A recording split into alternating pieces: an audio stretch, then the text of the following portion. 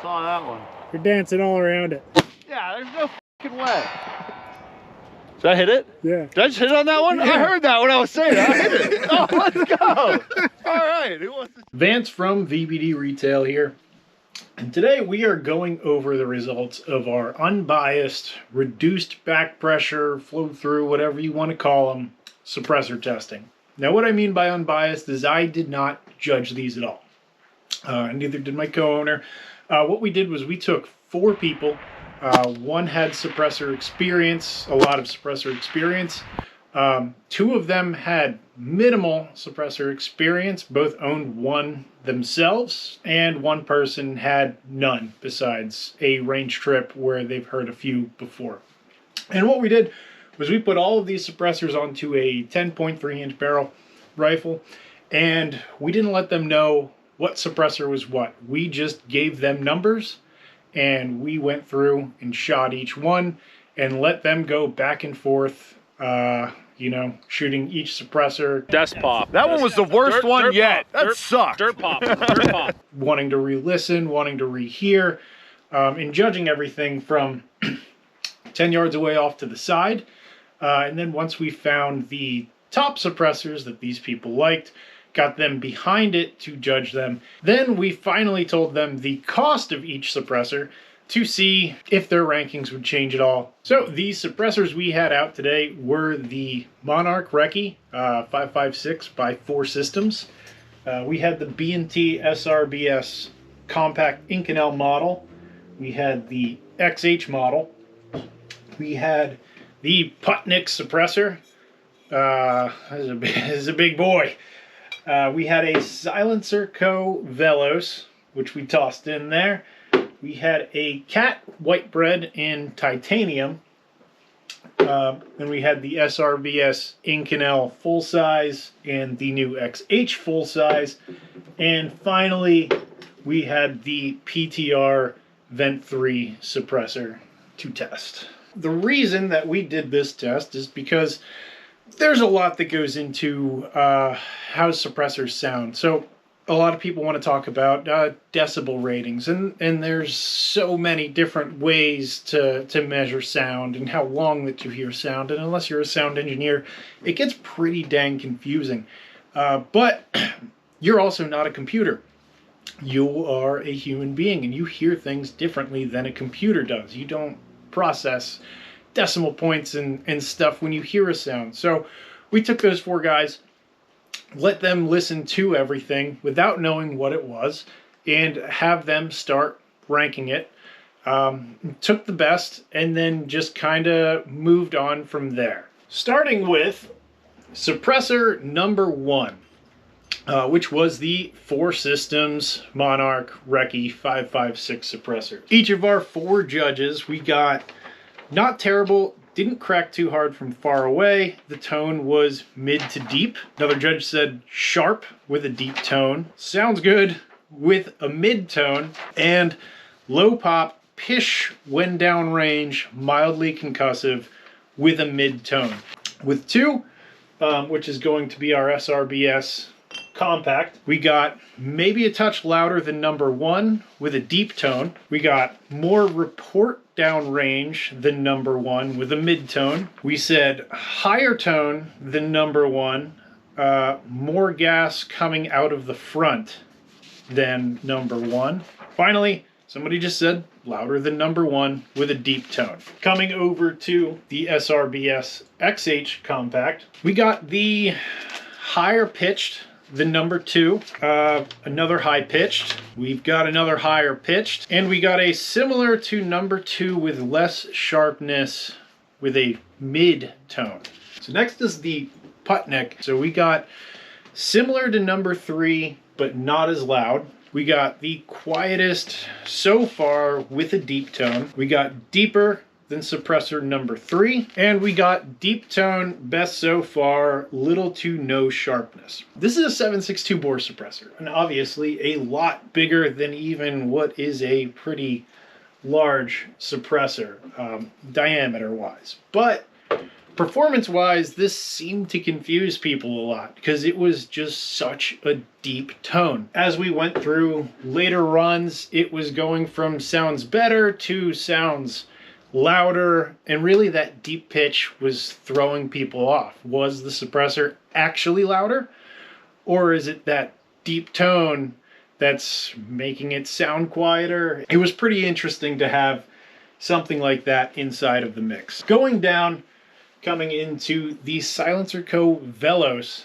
and this one honestly threw me off a little bit. Loudest out of the 5, with a higher pitch tone, loudest high pitch with a high pitch tone, loudest so far with a high pitch tone, and a high sharp tone, loud crack, where it said high and then they moved over to mid tone. After comparing 1 through 4, getting to 5, these fellas didn't really like the Velos that much. Now we get to 6, which is the Cat White Bread titanium version. We got quietest up to the bunch of this point, with a mid-tone. Quietest so far with mid-tone. Best sounding so far with mid-tone. Deep, good tone, more crack than number 4 with a deep tone. Now we're moving up to number 7, the SRBS Inconel. We got similar to 6 with a mid-tone. We got similar to 6 with a mid-tone. Comparable to 6 mid-tone. Deep tone, less crack than number 6. And I do want to say that with these two, these guys went back and forth, trying to decide which one was louder, which one was quieter. So we were really splitting hairs between those suppressors. Coming up into 8, which was the XH, we got best so far, no loud crack, deep tone. Best so far, deep tone, no crack, no cracking, deep tone. And then deep tone, plunk noise, not sharp, low crack, deep tone. And finally, suppressor number 9, which was the PTR Vent 3. Very similar to 8, slightly louder, not as good as 8, but not sharp. Both of those were deep tones. Can't really read what this one says, but it's a mid-tone, and I believe it says no crack there. Same as number 6, which was the Cat. Slightly more sharpness with a plunk and a deep tone. That was just based off of running through them, blind testing, seeing what those guys thought.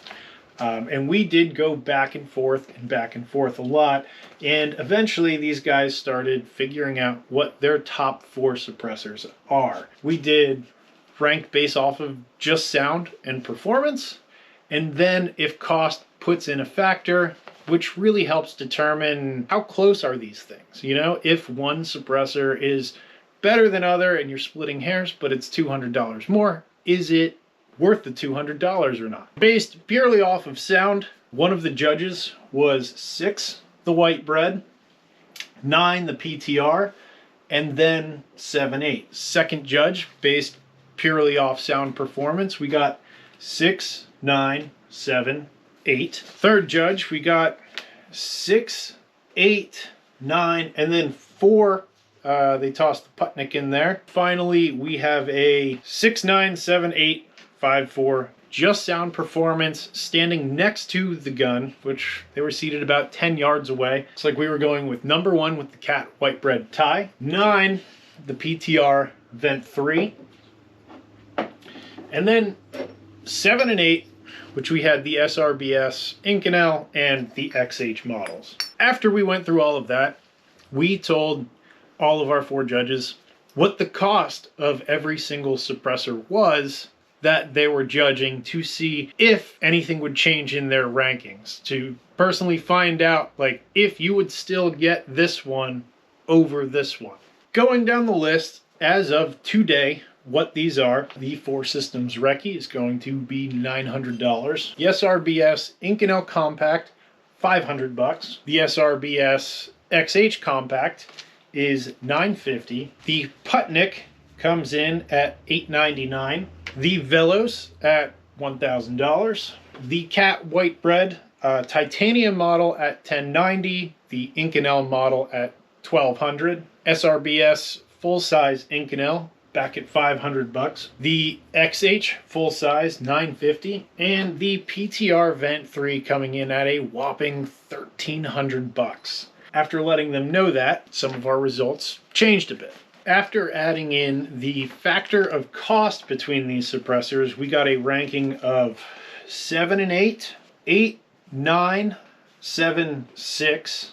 So somebody still really liked that PTR Vent 3 for $1,300. 8, 7, 9, 6. So XH, the Inconel PTR white bread. 7, 8, 6, 9. What we ended up with were these 4 suppressors being their favorite when it came to sound and when it came to cost. Now that we got that order figured out by this order of performance next to the gun, 10 yards away, and these 4 suppressors, based on cost, still being in the top 4, we decided to put these on the rifle and let them shoot them. Our results after they got behind the gun was suppressor 8 XH series full size, the white bread for 6, and then the PTR Vent 3 in 3rd place as most comfortable to shoot, like the balance of it. Just overall a pleasant experience for the shooter themselves. Now, some other little things that after we got all of that done had brought up. Things like the PTR Vent series. The fact that you have that cleaning regimen on the end cap. Bit of a problem for folks. They did not like the idea of having to clean their suppressor in order to keep the performance up. Second, which I guess is nice. Typically, companies make the titanium models a little bit more expensive. Cat makes the titanium model a little bit cheaper. When they did find out that the titanium firing schedule restriction on this, they were not too thrilled, and then to find out that the Inconel version was going to be $100 more, not quite as happy there as well. Even though these still all ranked in the top 4, that was some little problems that come up, hiccups that people saw in these. So what are some things that we learned from this test, that I learned from this test? One, people really care about sound. They also really like sound for the shooter, not as standing by. Some of those results did change, and a more pleasant experience for the shooter. As they had noted, they're buying a suppressor for themselves. They're not buying a suppressor for everyone around them. So that's where some of those results flip-flapped, and you got the Cat coming in at number 1, getting moved to number 3 when it comes to how it performs on the shooter. Another is actually length wasn't as much of a concern when the weight was lighter. This PTR Vent 3 is very light, so is this XH, and once we started adding that extra length onto the suppressor to see how it balanced, people were still liking those, whereas the SRBS Inconel, because it has that longer length but more weight, started to drop between these 3 that use some titanium in their design. Another thing that was noted that they didn't quite like was the firing schedule restrictions. Not like how little you could shoot the white bread titanium. Well, there is the Inconel model, which weighs about as much as this one right here, but it's also $100 more. They just didn't see $250 worth of improvement in sound performance between these 2 models. So cost plays a big factor. You can make the best suppressor ever, and you know, if people want to split those hairs and try to take number 1 spot however they can, if it's too expensive and it's too close to how everything else performs, it's not going to matter nearly as much.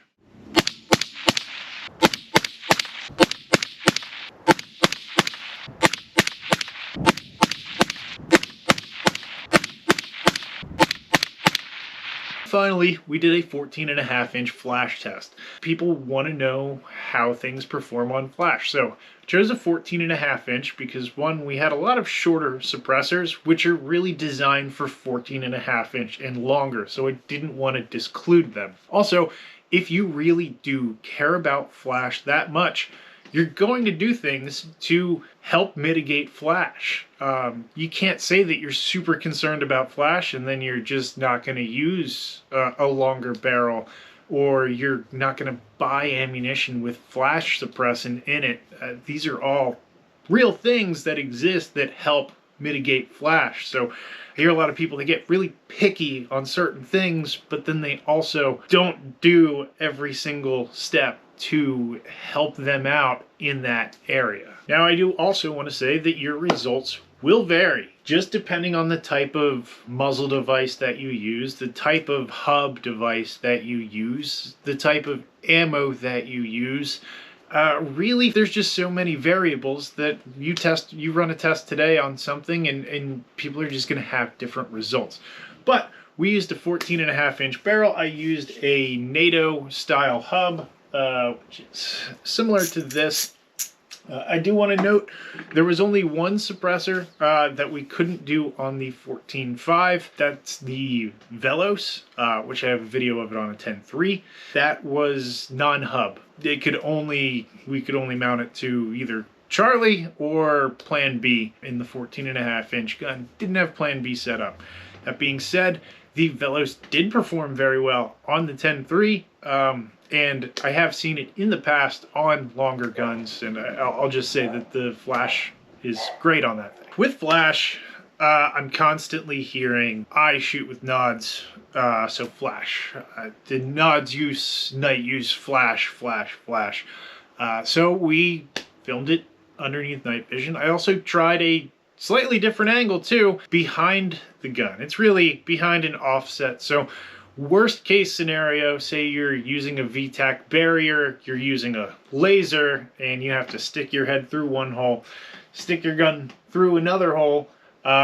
You're getting a view, the worst case scenario, of what the flash looks like to the shooter. The results kind of throw people off a little bit here.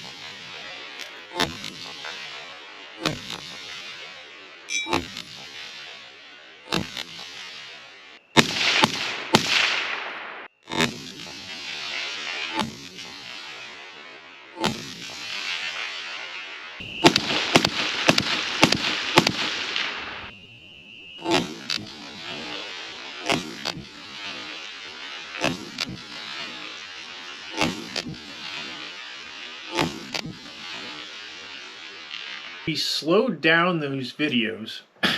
Everything looks a lot worse. And I mean, we're moving things into superhuman speed at that point. Personally, while I was using these, some of these looked better, and then when I slowed the videos down, I was like, oh, that's way worse than I thought. And worse is just comparatively to the scale. None of them were bad.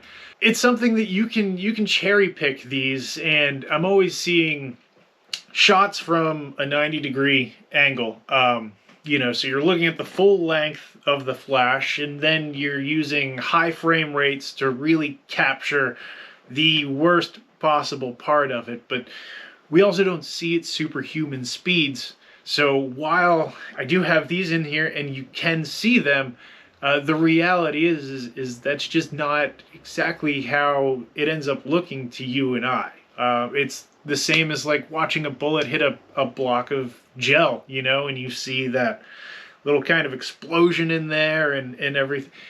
You're not seeing it in real life. You're just seeing it smash and jump around, and then you walk up and you're like, whoa, look what happened. When it comes to flash tests in general, while they're cool, while they're neat, there's just so many factors that play a part. And then you can always cherry pick the data, and you can make something look a lot worse than it is for any brand. I'd also like to note that there's so many different muzzle device options and so many different hubs. When I did this test using the NATO hub on there, none of these suppressors were designed around it. So kind of a fair option, I guess, but just by design in general, manufacturers end up designing something, and typically it's based around a muzzle device that either they make or they want to use. So if you want the absolute best performance out of everything, and this is really important to you, you should pick and use whatever that manufacturer has used to design the suppressor around. At the end of the day, even the worst performing suppressor for flash doesn't really mess up your night vision. It doesn't mess it up at all. There's also some differences in intensity there. You can see that some of them look like there may be more happening in front of the gun for that split second, but it's also less intense, which is something I've never really seen compared, and it's hard to say, like, what's better, a tighter, smaller little piece of flash, or one that's more spread out but less intense. It's okay to be picky and really want the best out of everything that you have. Totally fine. But if you're going to do that, go all the way with it. Use the intended muzzle device. Use the intended hub that it was designed around. Use the intended length if there's a restriction, or I don't want to say restriction, but putting a K-size can on a 10.3 and expecting the world just isn't going to happen yet. It could happen in the future, but right now we just aren't there. Then get your flash suppressant powders, use that fancy ammo if it's that important to you. The reality is I would say 99.99% of you guys, and probably even higher than that, you're not getting hunted for a living, especially by people with night vision. One, the flash isn't that important. Two, if you are, the 90-degree angle is going to be less of a scenario than head-on. If that is your job, are you even in a position to pick and choose what you're going to use? That's a whole nother thing that plays a part in this. From what I saw, every suppressor is better than no suppressor. People have been shooting under night vision with no suppressors for a long time, and they've been fine.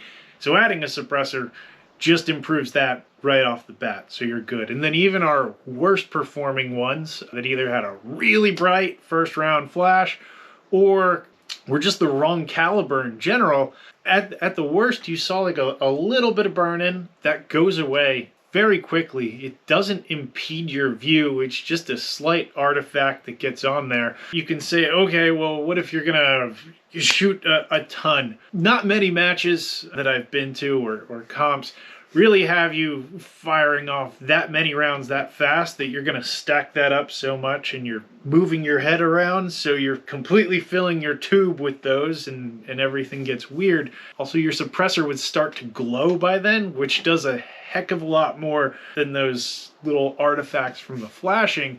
But two, if you're in one of those scenarios and you're firing that much, you're already in a bad spot. Your location is going to be figured out. If you want to be realistic about those scenarios, like, you should have the drop on whatever it is.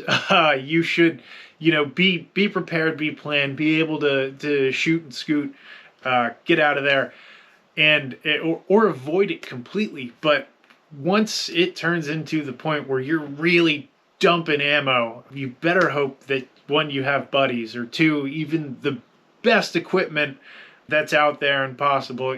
You're really just not going to stay hidden forever. And it's going to be quite apparent where your location is after you start sending more and more and more rounds. 1 or 2 rounds?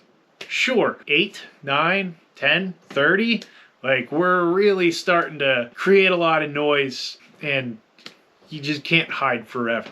So, our judges gave us some interesting results, completely just based off of performance. We had the Cat coming in number 1, and then it bounced in between the SRBS XH and the PTR Vent 3. But once we factored in cost, that changed a little bit. Hearing that the PTR was $1,300, completely threw that out of the window. I'll take out the Inconel version of the SRBS because those are discontinued-ish, kind of. We don't really know, but they're not going to be around or common to find here. So we have the XH in the white bread, and while everybody chose the white bread for purely performance-based, once they found out that that titanium model was $150 more, they discluded it. They ended up moving to the XH, which we didn't even mention that the XH comes with a hub attached to it. So with the white bread, you're paying $150 more. You're not getting a QD hub, so you have to add, depending on your choice, another $80 to $300 on top of that. While the performance is there, is it justified in the cost? That's really up to you. You probably got different views than what our judges have there. But it kind of helps shows how close we are splitting hairs between a lot of these suppressors.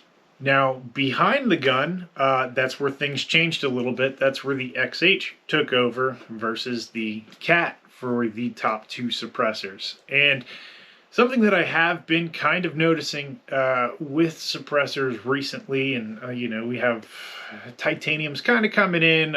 We got the hybrid, XH and stuff like that.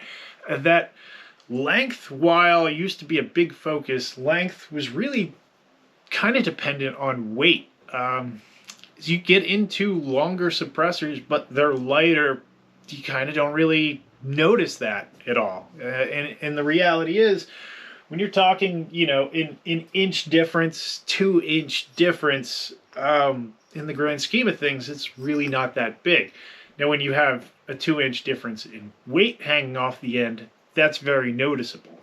And if I'm being honest, if you're trying to do a lot of tight work, close quarters stuff, sure, that 2 inches could help. You could also just collapse your stock. You could short stock more.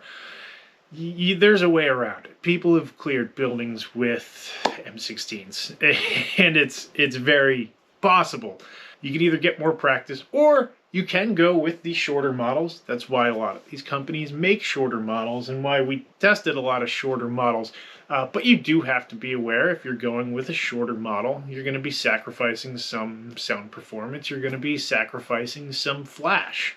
So I want to thank you guys for watching, making it through this long video. Please comment on ways that we can improve this. I was trying to think of an out-of-the-box way to really get some real-life data in use. What does it look like behind the gun? blind testing and evaluation based off of purely just sound next to the gun, factoring cost next to the gun, and then behind the gun. I do wish that I split up the K-cans with the more full-sized, just so we had a bigger set of results. We could get the top on the full-size, top on the short ones. Let me know what you guys think. In comments, you know, tell me where we can improve, where I messed up, how I did this all wrong. But thank you guys for watching. Check out Vbd-Retail. And, you know, we'll see you next time. And hopefully the next video I get, we can fine-tune it and do even better. Thanks.